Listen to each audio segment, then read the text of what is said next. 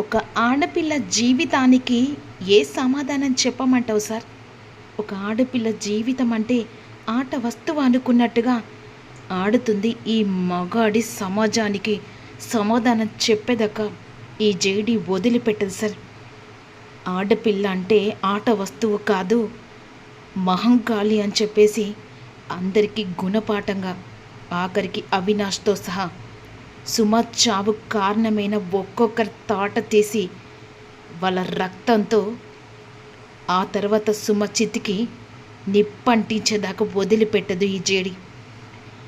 ఇలాంటి నీచమైన మృగాలు లోకంలో ఉన్నంత వరకు ఒక ఆడపిల్ల జీవితానికి సురక్షత అన్న మాటే ఉండదు సార్. ఇక ఇప్పుడున్న ఈ బాధకి ఎమోషన్ కాకుండా ఎలా ఉంటాను సార్? నేను కూడా ఈ డ్యూటీలో అడుగు పెట్టక ముందుకు ఒక ఆడపిల్లనే కదా సార్. నేను అవినాష్ గారిని వదిలిపెట్టను. ఆ తర్వాత వాణ్ణి ఉరికమ్మం ఎక్కించేదా కూడా వదిలిపెట్టను. దాన్ని చూడడానికే మగాడికి వణుకు పుట్టేలా చేస్తుంది జేడి అనే విధంగా ఎమోషనల్గా మాట్లాడుతూ ఉంటుంది. జేడి కంట్రోల్ అని చెప్పేసి సాధు సార్ అంటూ ఉంటాడు. ఏం కంట్రోల్ సార్? ఎన్ని రోజులు ఇలా మనం వాడి కింద వీడి కింద చెప్పు బానిసలాగా బ్రతకడం? ఇప్పుడైనా కళ్ళు తెరిచి ఆ పెద్దయిన మాటలు మనం మనసులో నింపుకొని కుక్క కాటికి చెప్పు దెబ్బలా చూంచుతనే మనమేంటో కూడా ఊరి జనాలకు అర్థమవుతుంది సార్. బానిసలాగా అందరికీ పని చేస్తూ భయపడుకుంటూ న్యాయం అనేదే కప్పి పెట్టేలా మనమే చేస్తున్నాం సార్. పోలీస్ అని ఒక పుట్టింటికొచ్చి బాధ చెప్పుకుంటున్న జనాలు ఆ పుట్టిన్నే కీడు చేసి బయటికి పంపిస్తే ఇక మనన్నెవ్వరు నమ్ముతారు సార్? వదిలిపెట్టను. ఈ సాక్ష్యాలతో అవినాష్కి పట్టపగలు జేడి చూపిస్తుంది అని కోపంగా వెళ్ళిపోతుంది. జేడి కాస్త రిలాక్స్గా, లేదు కేదార్ వదిలిపెట్టను, ఇంకా కొన్ని సాక్ష్యాలు పట్టుకొని ఆ అవినాశన్ కానీ ఉరికమ్మం ఎక్కించేదాకా జేడి మనశ్శాంతిగా ఉండదు అనే విధంగా కోపంగా అనుకుంటుంది. ఇక ఈలోపు వెంటనే డ్రాయింగ్ నుంచి కేడికి ఫోన్ వస్తుంది. ఈరోజే వాడికి ఆఖరి దినం.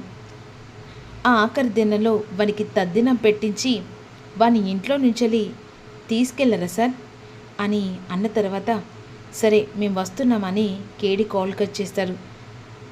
జేడి ఆ డ్రాయింగ్ ఫోన్ చేసింది. ఎలాగైనా సరే ఆ మీనంతో ఈ రోజుతో ఆఖరి రోజుతో వాడే మీననని నిజాన్ని బయట పెట్టించే రోజు అవును కదా. ముందు వాని సంగతి చూసి వాని అరెస్ట్ చేసి నా చేతులతో వాణ్ణి జైల్లో పెట్టి కదా వదిలిపెట్టను పద అని చెప్పేసి వెంటనే కేడి జేడి ఇద్దరు కలిసి మీనన్ నిజస్వరూపాన్ని బయట పెట్టడానికి ఇక వెంటనే అక్కడికి వచ్చేస్తారు. మేడం వచ్చారా? మీకోసమే ఎదురు చూస్తున్నాను మేడం. ఆ మీనన్ గారికి ఆఖరి టెస్ట్ పెడతా అన్నారు కదా, అది ఏంటి మేడం అని విధంగా అంటుండగా ఈలోపు కేడి ముందుగానే ఒక పాముని ఒక బాక్స్లో పెట్టుకొని ఆల్రెడీ వచ్చేస్తాడు. ఈ మీనన్కి పరీక్ష పెట్టే సమయం అతను బయట పెట్టే ఈ రోజుతో ఆఖరి రోజు అవ్వబోతుంది అని ఆ టేబుల్ దగ్గర ఆ పెట్టిస్తాడు. ఇక కేడి జేడి ఇద్దరు కలిసి డ్రాయింగ్తో మాట్లాడుతూ ఉంటాడు. నీ భార్య అని చెప్పేసి అందరికీ డప్పు కొడుతున్నావు కదా, ఇప్పుడు నీ భార్య నిజం బయటపడుతుంది. నువ్వు 30 నిమిషాలలో ఈ బాక్స్ను ఆ తాళాన్ని తీసి ఓపెన్ చేసి అందులో ఉన్న ఒక పెద్ద తాడును పైకి తీస్తే అప్పుడు ఖచ్చితంగా తను నీ భార్య అవుతుంది. తనను వెంట పెట్టుకొని నువ్వు తీసుకెళ్ళచ్చు. ఎందుకంటే నీ భార్య అని నువ్వు 10 మందికి చెప్పినా నువ్వు మీననని మేము నమ్ముతున్నాం కాబట్టి ఈ తాడును 30 నిమిషాలలో తీస్తే అప్పుడు ఖచ్చితంగా నీ భార్య నీ వెంట వస్తుంది. ఓ అంతేనా? దానికే ఏదో పెద్ద గొప్ప పని చేసినట్టుగా ఏదో 30 నిమిషాలైంది ఒక్క నిమిషంలో తాళం తీస్తా, నా పెళ్ళాన్ని తీసుకొని వెళ్తా అని చెప్పేసి చేతికి జేడికేడి తెలివితేటలతో ఆ తాళాన్ని ఇస్తారు. అప్పుడు వెంటనే మీనన్ ఆ తాళాన్ని తీసి అందులో బాక్స్లో ఉన్న చేతిలో పట్టుకుంటాడు. అది ఏంటో కాదు, పాము. పాపం మీనన్ పామును పట్టాడని తెలియకుండానే 30 నిమిషాలలో కాకముందుకే 15 నిమిషాలలో నేను తాడును పట్టుకున్నా. ఇప్పుడు ఇది నా పెళ్ళమే, నేను మీనన్ కాను, మీనన్ చనిపోయాడని ఇప్పుడని అర్థమైంది జేడి కేడి అని విధంగా అనుకుంటుండగా ఇక వణికిపోతూ అందరూ కంగారు పడిపోతూ ఉంటారు.